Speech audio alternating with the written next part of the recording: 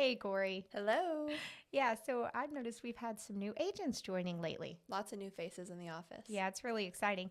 But I noticed that they've all had some common questions. And so I thought maybe we could talk about those and kind of share those answers with, our potential agents out there. Let's do it.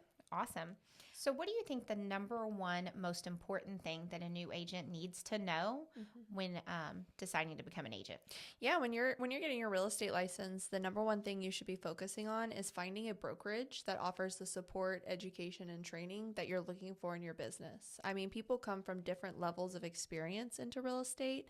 Some people are legacy realtors where their mom, their grandma, they lived in real estate showing homes at 2 years old. So they already knew enough. They didn't need as much hand holding, but then others haven't even bought a home yet. So, how would you go about searching for the right brokerage?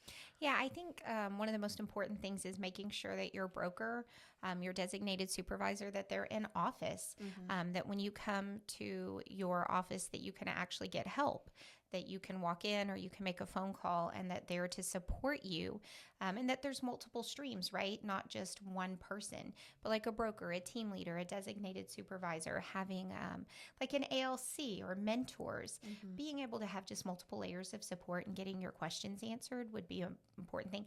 And then training, I think absolutely making sure it's like you said, not everybody has grown up with the language of real estate. And so making sure that you have a brokerage with super great training is very important. I know when I first got started, I started in a wonderful place with wonderful people, but the training was a little bit lackluster. And so I had to find out a lot of things the hard way and dig in real hard to find that. And so coming over here to Keller Williams and seeing the amount of support and training that's offered is just mind blowing, actually. A little overwhelming when you first get started, huh? It absolutely can be. Yep. My opinion's a little biased because I started at KW, so I always love having that external opinion whenever other agents like yourself come from another brokerage. Am I crazy or are we just that awesome, right? Nah, you're just that awesome. So Keller Williams is a fantastic facility, but you should shop other options. It's just like when I'm at a listing appointment and they tell me that they're interviewing other brokers. I think you should, absolutely, because once you interview those other brokerages and you interview those other agents, you'll see why I stand out. So, doing good research. With that, that kind of leads into once you get started in real estate, how fast can you make money in real estate? I mean, you can make money quick. I always say that that real estate is a get rich business, but it's not necessarily a get rich quick business. That being said, some people can. They come in and they've got this fear, or they've been building lead generation for a while, or they were in some kind of business before where they had a big sphere, a big database, and so maybe they come into it quicker than others. But what I can tell you about my experience is that real estate really is kind of like that long game. My first year I had a lease, one listing and one buyer, and that was it, right? 3 transactions in a year. And the second year was a little better, and the third better than that, and it just kept building. But it did take a while. And so I always tell people that the very biggest thing when it comes to real estate is just don't quit. Yeah. If you keep at it, you're going to end up being successful. Absolutely. When I first got started, my mentor told me if you'll just give me every single weekend, Saturday and Sunday, in a vacant house and an open house, and just sit there, meet clients, meet leads, talk to people, get out there, you're going to be successful. And he didn't give me necessarily a time frame. He said you could have your first closing within 3 months, or it could be 3 years for all I know, because it's about you going out there, you making a name for yourself and getting the business. And so I was in an open house every single Saturday and Sunday my entire first year. You can ask my husband. It drove him crazy because he had to be out there, passing out the open house signs with me. Now I'm a big girl and I do it by myself. But your first year, having that support system, right? Having that person that goes out there with you and puts up your open house signs together was a big game changer for me. And thankfully, I was in an open house in Elm Grove.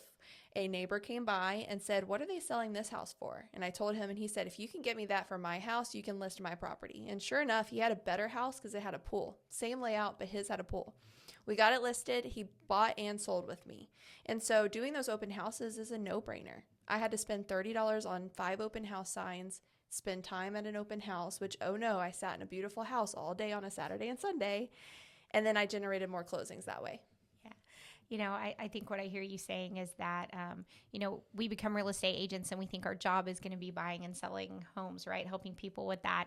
And really our number one job is lead generation. Yes. And I wish somebody had really told me that at the beginning, right? That what you need to do is go out there and you need to meet people and form relationship, authentically, and get to know them and really build that database in that sphere. And that's how we were going to make it successfully. Such a good point. So your first job is lead generation. What would be your second job?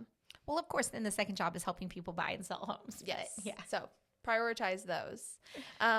Another thing that a lot of real estate agents need to really know as soon as they get into the business is meeting with that accountant as soon as possible, right? Oh, absolutely. Again, just one of those things that nobody really talks about is that when you start real estate, you are creating your own business. You are president and CEO of whatever realty you're doing. And so you have to act like a business. You have to create it like a business, and you have to manage your money like it's a business. And I think the MREA budget and economic models are absolutely phenomenal to talk about leading from revenue and managing your money. And again, just finding that accountant, getting your QuickBooks set up, and starting off right. It is so much easier to start right than to go back and try to fix. Absolutely. And I tell a lot of new agents too, everyone wants to be in charge of their calendar until they're in charge of their calendar. And you find out all you want to do is sit on the couch and play video games. So... Yeah, no, absolutely. You have to, again, create it like it's a business, right?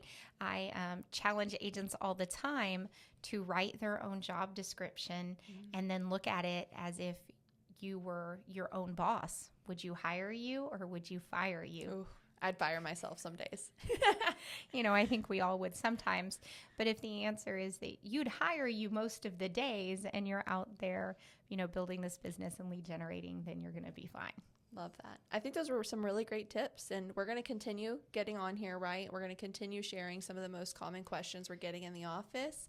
And if you have a question that you'd like answered by experienced real estate agents, not just your leadership here at Keller Williams Northeast, but other agents in the Kingwood community, we'd love to get those questions and get those answered for you. Yeah, absolutely. Just drop them in the comments below. Thanks, guys. Thanks.